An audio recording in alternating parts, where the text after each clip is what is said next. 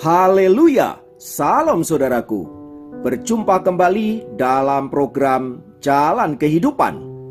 Masih dalam segmen Sapa Jemaat di Rumah, kita akan bersaat teduh bersama-sama agar sepanjang hari yang akan kita lalui hari ini sungguh menjadi hari yang menyenangkan dan diberkati oleh Tuhan.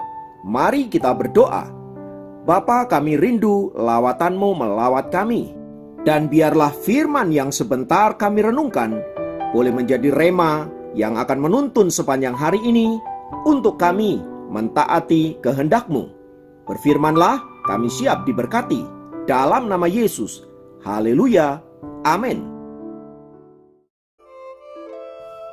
Firman Tuhan, kali ini saya ambil dari 2 Timotius pasal yang ketiga ayat yang ke-15.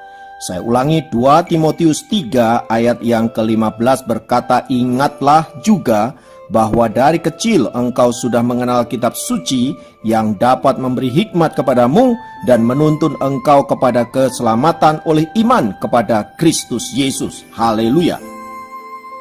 Hari ini kita akan berbicara tentang kompas kehidupan. Nah, saudara-saudara, pernahkah Anda berpikir mengapa sebuah kapal yang berlayar di lautan lepas, di tengah kegelapan malam sekalipun, bisa sampai kepada tempat tujuan? Atau sebuah pesawat yang mengudara hingga melampaui awan-awan, namun sampai kepada kota tujuan? Atau para pendaki yang berjalan kaki, menyusuri hutan belantara tetapi pada akhirnya bisa sampai di puncak gunung? Atau kita yang pernah bepergian ke suatu tempat, kita belum pernah tahu tempat itu, namun sampai juga ke tempat itu dengan sangat mudah. Nah, apa yang menyebabkan kapal bisa sampai ke tempat tujuan, atau pesawat sampai ke tempat tujuan, pun demikian kita juga bisa sampai ke tempat tujuan? Jawabannya karena kita memegang suatu alat yang bernama kompas atau map. Alat inilah yang berfungsi sebagai penunjuk arah dan menuntun setiap orang yang memegangnya ke arah dan tujuan yang telah ditetapkan. Tanpa alat tersebut, perjalanan mereka pasti tidak akan pernah sampai ke tempat tujuan. Bahkan mungkin sangat membahayakan hidup mereka. Nah, hal yang sama juga terjadi dalam kehidupan kita. Tanpa penunjuk arah yang pasti, hidup kita pasti akan tersesat dan kita tidak akan pernah sampai kepada tujuan yang kita maksud. Saudara-saudara, dalam hidup ini banyak orang yang tidak mengerti tentang tujuan hidup mereka dan bagaimana harus menjalani hidup mereka. Mereka juga bahkan tidak tahu makna hidup yang sedang mereka jalani. Umumnya mereka menjalani hidup ini seperti roda berputar yang menggelinding saja. Yang penting jalani saja. Begitulah kira-kira ungkapan banyak orang ketika ditanya tentang apa tujuan hidup mereka.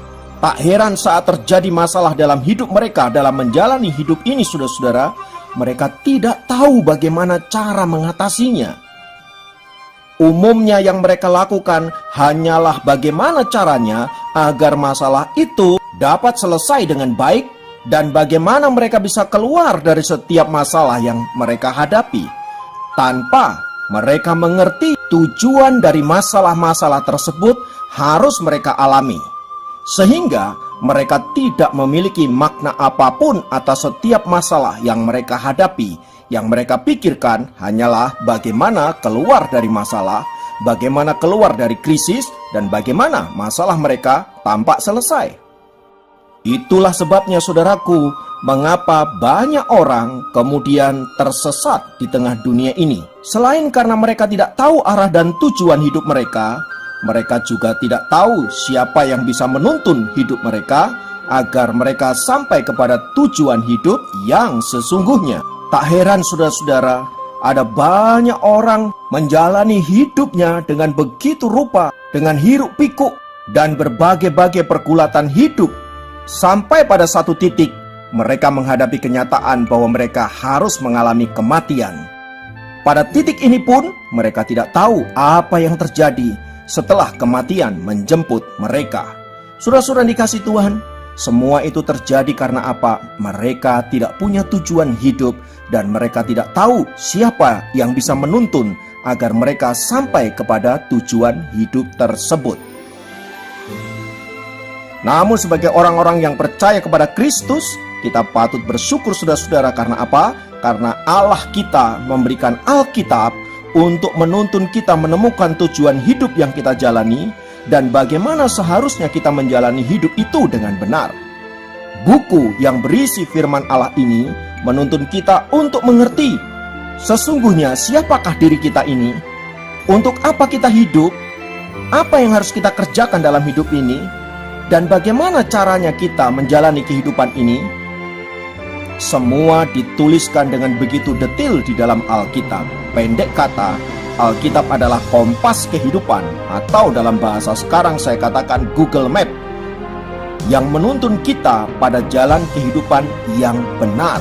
Bukan sekedar menjalani hidup ini, tetapi menjalani hidup dengan benar. Dengan Alkitab di tangan saudara, hidup kita pasti tidak akan tersesat.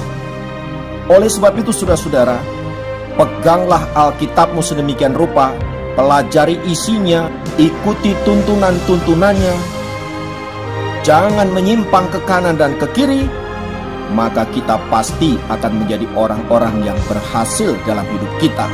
Oleh sebab itu saudaraku yang dikasihi Tuhan, kita patut bersyukur untuk Alkitab yang diberikan Tuhan kepada kita. Olehnya kita mendapatkan kekuatan, olehnya kita mendapatkan penghiburan, olehnya kita mendapatkan pencerahan, sehingga hidup yang kita jalani tidak hanya menggelinding begitu saja, tetapi hidup yang penuh dengan dinamika, sukacita, dan damai sejahtera. Tetapi yang terlebih penting dari semua itu adalah kita tahu kemana arah tujuan hidup kita, sehingga pada satu titik ketika kita harus meninggalkan dunia ini, kita masuk ke dalam kehidupan yang kekal di dalam kerajaan Allah yang sudah ditentukan oleh Allah bagi setiap orang yang mengasihi Dia. Haleluya. Biarlah firman Tuhan ini menuntun kita, memberikan kekuatan dan penghiburan bagi kita, sehingga kita boleh senantiasa menjadi anak-anak Tuhan yang setia, tidak menyimpang ke kanan dan ke kiri, dan fokus hanya kepada Allah. Mari kita berdoa. Bapa, dalam nama Yesus, biarlah firman-Mu menjadi kompas kehidupan bagi kami, yang menuntun kami ke dalam jalan-jalan-Mu, sehingga kami sampai kepada tujuan hidup yang Engkau kehendaki. Terima kasih Tuhan untuk kebenaran firman-Mu ini. Roh Kudus kiranya menolong kami, agar kami boleh senantiasa kuat berpegang pada firman-Mu, sehingga seluruh kehidupan kami berkenan di hadapan-Mu. Terpujilah nama-Mu kekal selamanya. Dalam nama Yesus kami berdoa. Haleluya. Amin.